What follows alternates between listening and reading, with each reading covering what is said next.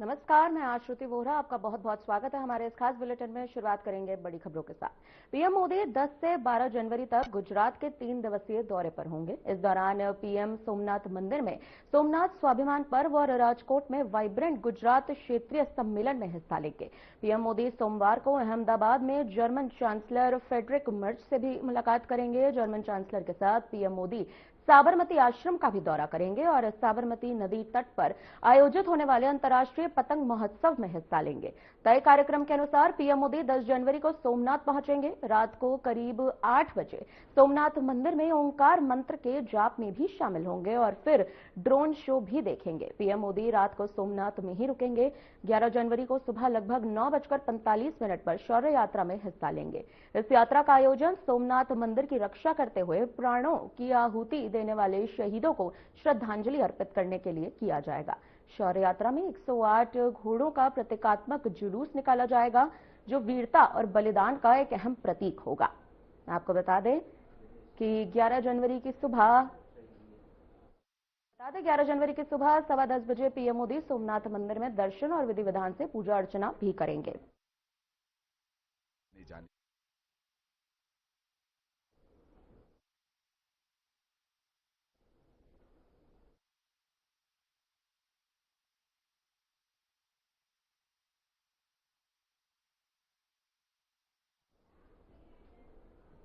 फिलहाल अब इस मुद्दे पर और जानकारी के लिए हमारे साथ हमारे चैनल हेड ब्रिजमोहन रघुवंशी जी हमारे साथ जुड़ चुके हैं। सर, आपका बहुत बहुत स्वागत है हमारे इस प्रोग्राम में। शुरुआत करेंगे कुछ अहम सवालों के साथ। सर, ये जो पीएम मोदी का यहाँ पर आप देख रहे हैं, जो ये दौरा है, आप इसे किस नजरिए से देख रहे हैं? ये दौरा कितना अहम हो सकता है? देखिए, धन्यवाद श्रुति, मुझे इस कार्यक्रम में जोड़ने के लिए। मैं आपको बताते चलूं कि आदरणीय प्रधानमंत्री श्री नरेंद्र मोदी जी को आम लोग उनको प्रधानमंत्री के रूप में मानते हैं, जानते हैं, लेकिन वो अपने आप को कम दिन से ही 2014 से वो प्रधान सेवक के रूप में अपने आप को हर जगह। इसके अलावा एक आपने देखा होगा इलेक्शन खत्म होते तो वो कहते थे और वहां पे वो बैठ करके एक दिन का मौन रखते थे और अपने आप को उन्होंने कहीं की सरकार हारी आपको उनके एक भक्त के रूप में प्रस्तुत किया। बात हम यहाँ आज सोमनाथ स्वाभिमान पर्व की कर रहे हैं, खासतौर से इस पर्व में की जो उन्होंने शुरुआत की वो इसलिए की क्योंकि 1000 वर्ष को विध्वंस के हुए एक पूरे सोमनाथ मंदिर जब लोगों ने इसको विध्वंस करने की कोशिश की थी 1026 में, और आज 2026 चल रहा है। इसको लेकर के आदरणीय प्रधानमंत्री श्री नरेंद्र मोदी जी ने 3 दिवसीय कार्यक्रम एक पर्व के रूप में मनाया जा रहा है, न कि सिर्फ सोमनाथ मंदिर में अपितु पूरे देश में, और उसका एक व्यापक मैसेज भी पूरे विश्व में जा रहा है। मैं इस समय स्वयं सोमनाथ मंदिर में मैं मौजूद हूँ, मैं यहाँ गुजरात में, और आदरणीय प्रधानमंत्री श्री नरेंद्र मोदी जी शाम को लगभग उनका जो समय है वो 5 से 5:30 बजे का आने का है, और उसके बाद से लगभग 8 बजे वो आरती में शामिल होंगे। हालांकि उनके कार्यक्रम की आप समझ सकते हैं कि आदरणीय प्रधानमंत्री जी की अपनी सुरक्षा कारणों से उनका पूरा कार्यक्रम हमें मात्र 1 घंटे पहले बताया जाता है, लेकिन ये अभी हमें अनुमानित ये बताया गया कि ये कार्यक्रम होगा, और खासतौर से इस पर लगातार हम आपको अपडेट करेंगे।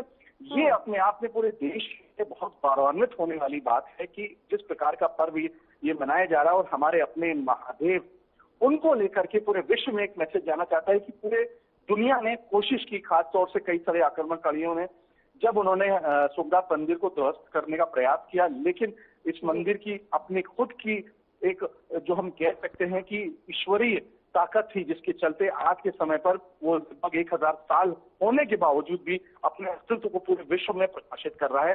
ये है सोमनाथ मंदिर का अस्तित्व, और इसके बारे में हम और भी लगातार अपडेट करेंगे, क्योंकि इससे मुझे बताइए समय कम है। मैं आपको इतना ही बताना चाहूँगा, ये अपने आप में एक बहुत बड़ा फर्क है। दीपावली, होली, 26 जनवरी, 15 अगस्त से कम इस पर्व को नहीं मनाया जा रहा है, और आदरणीय प्रधानमंत्री श्री नरेंद्र मोदी जी को मैं आपको बताते चलूं एक समय पर, क्योंकि सोमनाथ मंदिर में यहाँ पर भी आतंकवादी हमला हुआ था, लेकिन उस हमले के बाद से ये हमला आज नहीं हो रहा है, ये हमला हो रहा है मोहम्मद गजनवी के समय से हो रहा है, 1026 से ये हमले हो रहे हैं, लेकिन सोमनाथ मंदिर में अपने नींव को हिलाने की आज तक किसी की नहीं हुई। बता रहे हैं कि जितनी कोशिश हो रही है, हम कह रहे हैं मोहम्मद गजनवी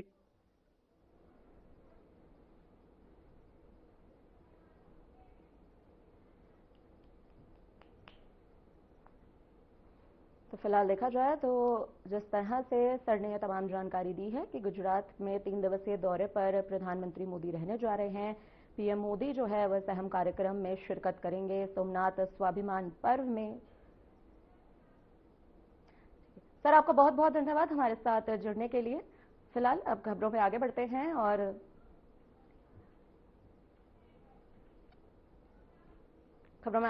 दिल्ली में सोमनाथ स्वाभिमान पर्व को लेकर साधना ग्रुप ने कार्यक्रम का आयोजन किया है, जिसमें कई गणमान्य लोगों ने शिरकत भी की। इस मौके पर हमारे चैनल हेड बृजमोहन सिंह रघुवंशी ने मेहमानों से विशेष चर्चा की है। इस कार्यक्रम में क्या कुछ खास चर्चा हुई, सुनिए। और अब हम अपने सेशन को आगे बढ़ाएंगे श्रीमती अनिला सिंह जी से, जो प्रवक्ता है भारतीय जनता पार्टी की। मैम आपका बहुत बहुत स्वागत है। हमारे इस सेशन में आपने अपना समय दिया, अमूल्य समय दिया, और जैसा कि आपने देखा कि आज का हमारा कार्यक्रम का उद्देश्य क्या है, मैम क्या कहना चाहेंगी आप? मेरी सभी को राम राम।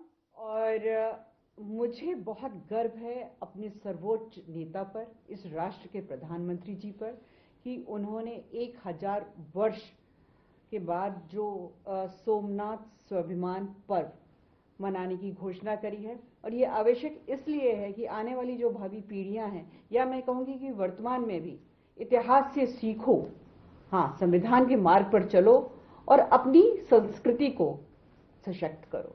ये जब तीनों चीज मिल जाती हैं तो आपकी पहचान कायम रहती है, नहीं तो कहीं ना कहीं धूमिल हो जाती है। हमने देखा है कि ऐसे राजनीतिक दल सत्ता में रहे हैं जिन्होंने न केवल सनातन को कमजोर किया है, अपितु भारतीय संस्कृति को भी कमजोर करने का कार्य किया गया है। निरंतर ये बताया गया कि सनातन मतलब आप जो है एक रूढ़िवादी हैं, और अगर आप पाश्चात्य संस्कृति को अपनाएंगे तो आप कहीं ना कहीं एक विकसित चेहरे के रूप में सामने आएंगे। परंतु मैं देख रही हूं कि हमारे सर्वोच्च नेता आदरणीय प्रधानमंत्री जी वो इस बात का निरंतर प्रयास करते हैं कि जो भारतीय संस्कृति है, जो सनातन है, उसका असली स्वरूप जो है पूरे भारत, पूरे विश्व के सामने आए। और जिस प्रकार से 1000 वर्ष पूर्व सोमनाथ मंदिर पर आक्रमण हुआ और जिस प्रकार से सनातन संस्कृति परंपरा, हमारे देवता महादेव का जो शिवलिंग है उसको कहीं ना कहीं नष्ट किया गया, मंदिर तोड़ा गया। 17 बार सोमनाथ मंदिर को तोड़ा गया, और 17वीं बार जब 11 मई 1951 में प्राण प्रतिष्ठा की उस वक्त के राष्ट्रपति श्री राजेंद्र प्रसाद जी ने, वो 17वीं बार इसका पुनर्निर्माण हो रहा था। परंतु आज हम अपना इतिहास को याद कर रहे हैं, तो जो आने वाली पीढ़ी है और जो वर्तमान में भी जो हमारे सनातनी हैं, जो भारतवासी हैं, वो इस चीज को जाने कि किस प्रकार से बारंबार हमारी संस्कृति को तोड़ा मरोड़ा गया। परंतु कुछ तो जज्बा, कुछ तो बात है सनातन में, ऐसे नहीं कहा जाता जिसका कोई अंत नहीं, वो सनातन है, ये अविरल है। और ये जो पर्व है, मैं ये कहूंगी कि ये दिखाता है कि श्री सोमनाथ जी जो है वो किस प्रकार से पतन पर उत्थान, आक्रमण पर किस प्रकार से पुनः खड़ा किया जाए, उसका अपने आप में उदाहरण है। और जहां श्री सोमनाथ जी का मंदिर है, हम देखते ही हैं कि वहां पे कैसे अरब सागर की जो लहरें हैं वो सदैव के गीत गाती हैं।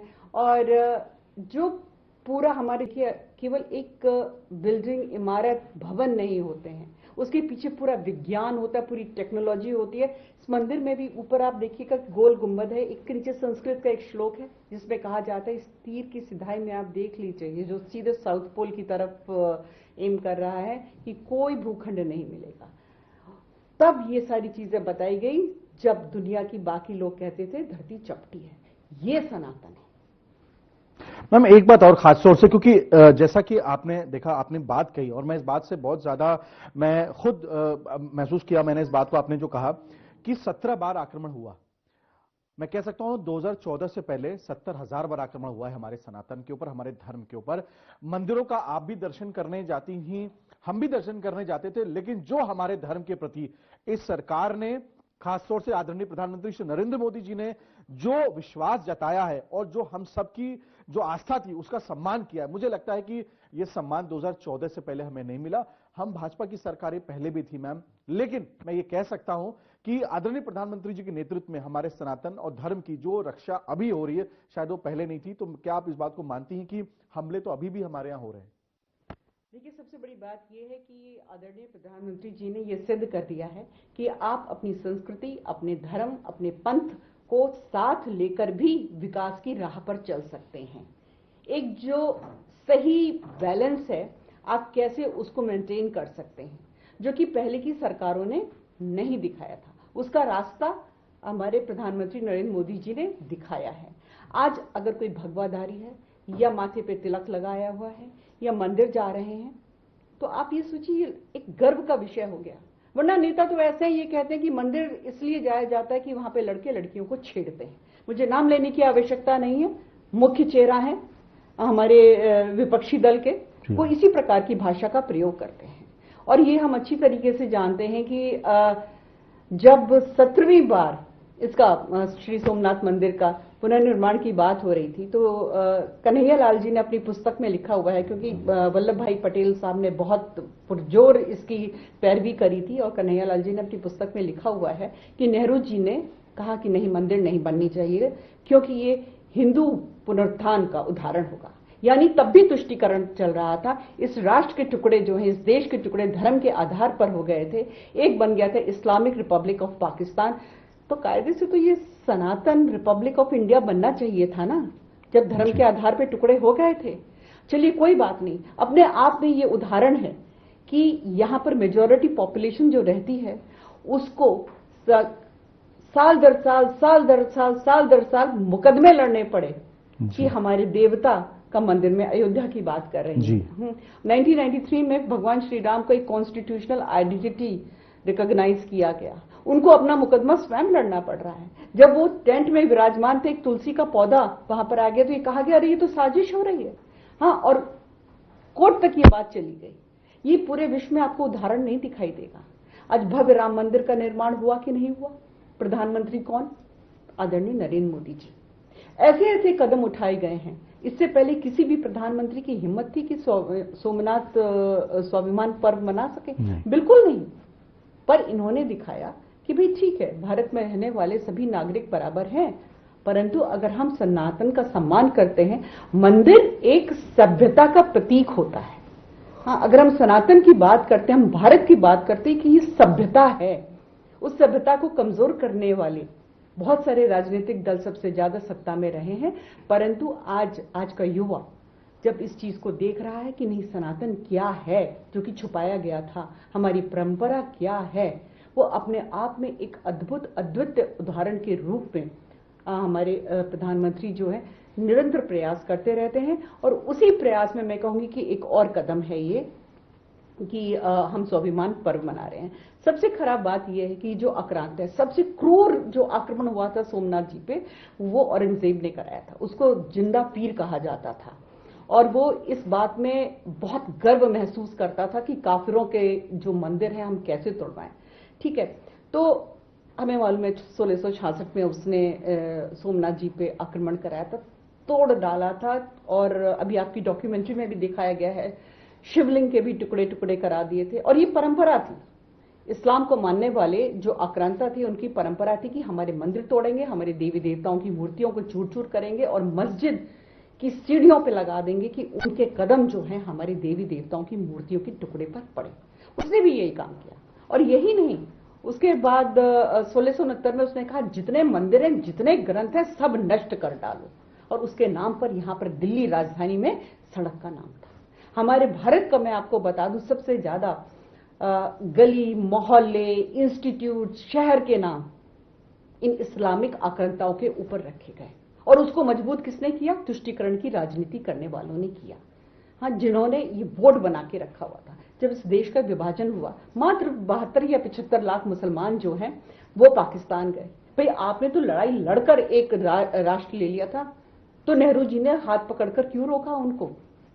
और उस वक्त जो 3.5 करोड़ के करीब यहाँ पे मुसलमान रह गए थे, आज 20 करोड़ से ज्यादा हो गए हैं। तभी जाकिर हुसैन कहता है कि भारत जो है मुसलमानों के लिए एक स्वर्ग है, जन्नत है, क्योंकि अब तो वहां जाकर बैठा हुआ है। नहीं तो कांग्रेस और उसके नेता किस प्रकार से एंटरटेन करते थे उसको या उसके साथ मंच को साझा करते थे। धार्मिक लोगों से भी हम बातचीत करेंगे।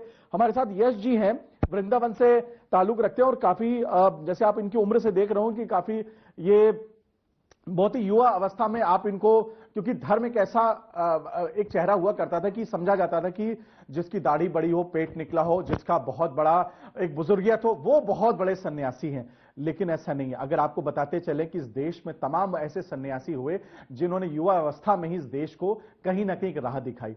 आज हम उसी पद्धति पे चल रहे हैं और इस शासनकाल में इस सरकार के नेतृत्व में, आदरणीय प्रधानमंत्री जी के नेतृत्व में धर्म को जो सुरक्षा और जो आस्था मिली है, आज उसी के चलते लोग इंजीनियर, कलेक्टर और खास तौर से कोई बिजनेस बनने के बजाय धर्म को भी अपना रहे हैं, कुछ ही रोजगार के नाते नहीं, लेकिन समाज के प्रति अपने आप को प्रदर्शित करने के लिए और समाज को एक दिशा देने के लिए। यश जी, क्या कहना चाहेंगे आप? 1000 वर्ष पूरे हो रहे हैं इस पूरे पर्व के, आदरणीय प्रधानमंत्री जी के नेतृत्व में, क्या कहना चाहेंगे आप? मैं तो सबसे पहले ये Sadhna TV network vibrant broadcast private limited को धन्यवाद करना चाहूँगा कि मुझे यहाँ बुला करके मुझे ये सौभाग्य प्रदान किया कि मैं इस महापर्व का एक सहभागी बन पाऊँ। बीइंग अ यूथ, आज मैं ये कहना चाहूँगा कि जिस प्रकार हम सर उठाकर जी रहे हैं या अपने सनातन धर्म को लेकर आगे बढ़ रहे हैं, ये हमारे राष्ट्र के जो राजा हैं, जो सरमौर हैं, जो हमारे क्राउन हैं, वो श्री नरेंद्र मोदी जी के कारण ही है जो हम खुलकर जी पा रहे हैं, अपने भाव को, अपने भक्ति को, अपने सनातन को लेकर आजादी से आगे बढ़ पा रहे हैं। एक समय ऐसा हुआ करता था कि लोग घबराते थे ये बताने में कि हम सनातनी हैं, पर आज हम इस खुले वातावरण में सांस ले रहे हैं तो कहीं ना कहीं एक वो समय था जब एक स्वरूप में देवी देवता धरती पर आकर विराजमान होते थे और ये बताते थे कि हम हिंदू हैं, हम प्रेम है, हम भक्ति हैं, हम सार हैं, हम भाव हैं। पर हमेशा ये जरूरी नहीं है कि भगवान उसी अवतार में आए, वो शायद कभी ना कभी अपने पार्षद को भी भेजते हैं। तो ये हमारे लिए गर्व की बात है कि ऐसे राजनेता हमारे बीच में हैं और जिनके सुरक्षा कवच के अंदर ये सनातन धर्म पल रहा है और आगे बढ़ रहा है। बहुत सुंदर एक भाव आया बैठे बैठे, तो मैंने वही लिखा, बचाया है हमने सोमनाथ को कई बार, बचाया है हमने सोमनाथ को कई बार और अयोध्या में भी पताका फहराया है। बचाया है हमने सोमनाथ को कई बार और अयोध्या में भी पताका फहराया है। अब बारी है कृष्ण जन्मभूमि और व्रज की, क्योंकि नेतृत्व में मोदी और योगी जी ने संभाला है, क्योंकि नेतृत्व को मोदी और योगी जी ने संभाला है। तो हम बहुत स्वाभिमान के साथ जी सकते हैं, बहुत स्वाभिमान के साथ ये कह सकते हैं कि हम सनातनी हैं। उस समय था जब लोग कहते थे कि मुझे देखोगे तो लोग डर जाते थे, पर आज कहते हैं हम गर्व से कि मुझे देखोगे तो चूर चूर हो जाओगे, क्योंकि हमारी राजनेता, हमारा राज उन हाथों में सुरक्षित है और उनकी गोद में हम खेल रहे हैं। ये जी अनिला जी, क्योंकि खासतौर से आज हमारी विशिष्ट मेहमान है हमारे इस सेशन के आज के, उन्होंने जो बात कही सनातन धर्म के लिए, रक्षा के लिए, विकसित भारत, क्योंकि विकसित भारत के अंतर्गत ही धर्म भी आता है। लोग इसको भी समझेंगे कि कोई ये प्रोपेगेंडा है किसी पार्टी का, सरकार का, क्योंकि ये बात सत्य है कि जहां देव है वहां दैत्य भी हैं। तो निश्चित रूप से हम उस चर्चा में नहीं जाना चाहते हैं। लेकिन जैसे अनिला जी ने एक बात की कि विकसित भारत में धर्म का अपना एक अलग योगदान है, आप इस पर क्या कहना चाहेंगे? धर्म के बिना तो हमारा अस्तित्व है ही नहीं। बहुत सारे लोग हमारे पास भी आते हैं, वो पूछते हैं कि ईश्वर का वास है, अगर कोई प्रमाण है तो बताइए। मैं तो कहता हूं कि ऐसे मूर्खों से दूर रहना चाहिए जो ईश्वर के प्रमाण की। हमारे साथ प्रवक्ता भारतीय जनता पार्टी की सोनिया, आप लगातार इन खबरों पर कवर करती रहती, खासतौर से जब भी सरकार के पक्ष में कोई बात आती है, जब भी धर्म की बात आती है तुरंत उसको ये बताया जाता है, उसको ये माना जाता है कि आस्था से ना जोड़ करके उस पर उद्दंडता तुरंत आ जाती है। कि जैसे हमारे कई बड़े नेता अपने आप को कहते हैं उम्र उनकी बढ़ गई है लेकिन अक्ल उनकी नहीं बढ़ी अभी तक, वो ये कहते हैं कि वहां पे लड़कियों को छेड़ने के लिए जगह होती है।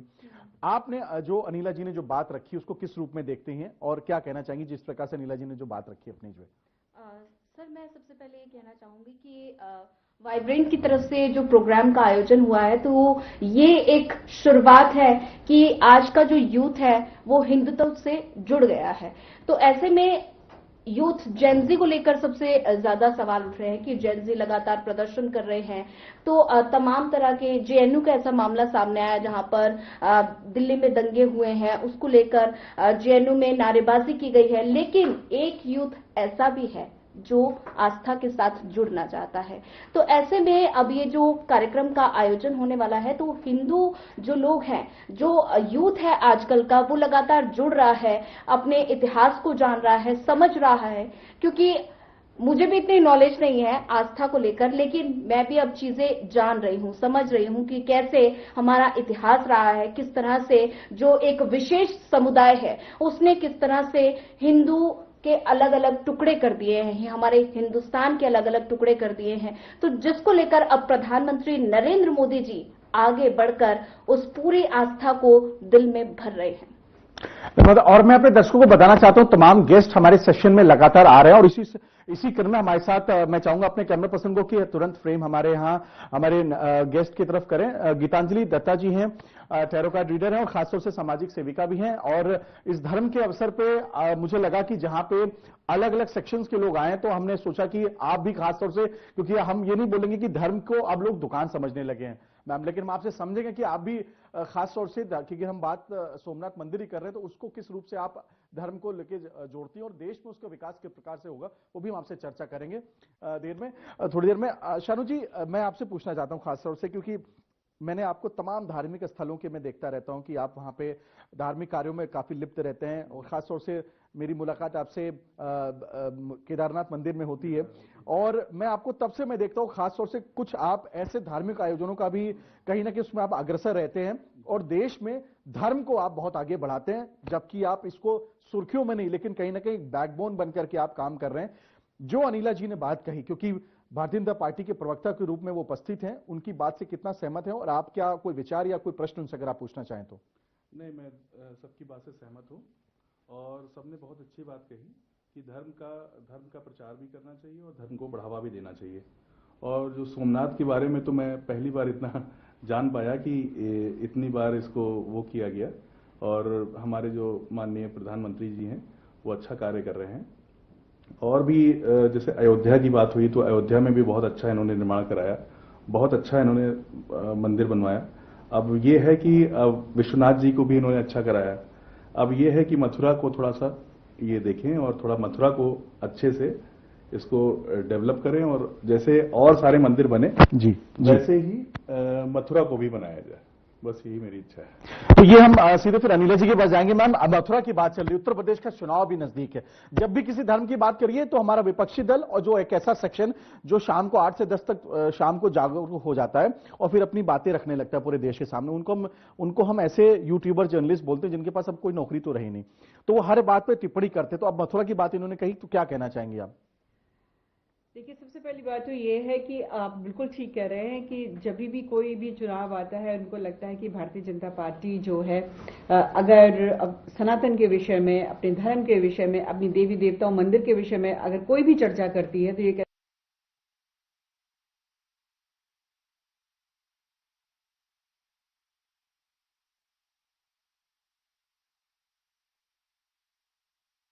अरे चुनाव है ना, इसलिए इनको तो हिंदू मुसलमान करना है। सब हम तो हिंदू मुसलमान कर ही नहीं रहे हैं। अगर हम मंदिर की बात कर रहे हैं तो मस्जिद की तो बात आप कर रहे हैं, तो हिंदू मुसलमान कौन कर रहा है? आप कर रहे हैं। हाँ, गंगा यमुनी तहजीब कह कर हमें मालूम है कि भाईचारा में भाई कौन रहा और चारा कौन बन गया 1947 के बाद। और नरेंद्र मोदी जी तो कहते हैं 1 नेशन 1 इलेक्शन, तो क्यों नहीं तैयार हो रहे हैं सारे के सारे? ये जो आरोप बारंबार भारतीय जनता पार्टी पे, भारतीय जनता पार्टी के नेतृत्व पे लगाया जाता है कि चुनावों के तहत जो है हम धर्म की बात करते हैं, हमारे लिए तो धर्म हमारा कर्तव्य है और कर्तव्य के रूप में अगर नरेंद्र मोदी जी, उनकी पूरी सरकार, या मैं उत्तर प्रदेश में योगी आदित्यनाथ जी, उनकी पूरी सरकार निरंतर अपना धर्म निभा रहे हैं। आपने कितना धर्म अपना निभाया ये बताइए। मैं तो ये कहती हूं कि केवल और केवल भारतीय जनता पार्टी को छोड़कर यहां पर जितने राजनीतिक दल हैं उनके जो अध्यक्ष हैं कौन है? वो हलाल हिंदू हैं। हलाल हिंदू कौन होते हैं? हलाल हिंदू वो होते हैं जो सर्टिफाइड हैं कि आप हमें इस्तेमाल कर सकते हैं, तो मुसलमान उनको इस्तेमाल कर रहे हैं। यहां पर कोई हिंदू और मुसलमान की बात नहीं है, ये अपने आप को इस्तेमाल करवाते हैं। और इसीलिए आज आप देख लीजिए चाहे बेसन हो, चाहे लिपस्टिक हो, चाहे सीमेंट हो, हर एक पे हलाल की जब मोहर लगती है तो ये हलाल नेता है, हलाल हिंदू नेता है। ये गर्व से कह ही नहीं सकते हैं कि हम सनातनी हैं, एक बार भी नहीं कहेंगे। अगर रामलला मंदिर बनने की बात होगी तो ये बाबरी मस्जिद की तरफ खड़े हुए दिखाई देंगे। सपना जी, मैं खासतौर से क्योंकि आप लगातार सरकार को भी कवर करती हैं, धर्म को भी आपने कवर किया है, तमाम हम लोग, मुझे याद है कि 2 साल पहले 2024 के 1 साल पहले, बल्कि मैं बात करूं फरवरी 2024 की बात है, बैब्स टेम्पल यानी कि दुबई में, और हम यूएई की धरती पे हमने बैब्स टेम्पल का इनॉग्रेशन देखा। ये पूरे विश्व को एक बहुत बड़ा संदेश था कि अक्षरधाम ट्रस्ट के द्वारा निर्मित जो बैब्स टेम्पल का इनॉग्रेशन किया गया था प्रधानमंत्री जी द्वारा, वो अपने आप में एक बहुत बड़ी पहल थी। कैसे देखती है, और आज जैसे चर्चा हो रही है, हमारे साथ अनिलिया जी ने जो बात कही, क्योंकि सरकार को रिप्रेजेंट कर रही हैं, तो क्या कहना चाहेंगी आप? मैं अपनी तरफ से एक बात भी कहना चाहूंगी, साथ ही साथ एक सवाल भी पूछना चाहूंगी। जैसा कि 1026 में हमारे सोमनाथ टेम्पल पे लोगों को पता ही नहीं होगा इस बात का, इस माध्यम से लोग जान पा रहे हैं कि 1000 पहले सोमनाथ मंदिर पे हमला हुआ था। हमारे हिंदुत्व की जो जड़ें हैं उसको उखाड़ने की कोशिश उस समय से की जा रही है, लेकिन आज तक भी वो उखाड़ी नहीं है। 500 साल तक हम सबको पता है कि 500 साल तक हमारा देश पर कई अलग अलग लोगों ने आके राज किया और हमारा धर्म परिवर्तन करने की कोशिश की। तो मेरा यहाँ पर सवाल आपसे है, एज अ बीजेपी लीडर, आपको क्या लगता है कि क्या कारण है, मतलब बीजेपी को, इसलिए लीडर मैंने इसलिए कहा क्योंकि बीजेपी को कहा जाता है ये हिंदुत्व की पार्टी है, हालांकि कई मायनों में ये पूरी तरह सही नहीं है। अगर हम अपने धर्म को बढ़ावा दे रहे हैं तो उसमें कोई खराबी नहीं है, लेकिन अगर अभी तक उसकी जड़ें मजबूत हैं तो आपको क्या कारण लगता है कि अब तक हिला नहीं पाए हमारे धर्म को? फिलहाल के लिए इस बुलेटिन में इतना ही। मुझे दीजिए इजाजत। नमस्कार।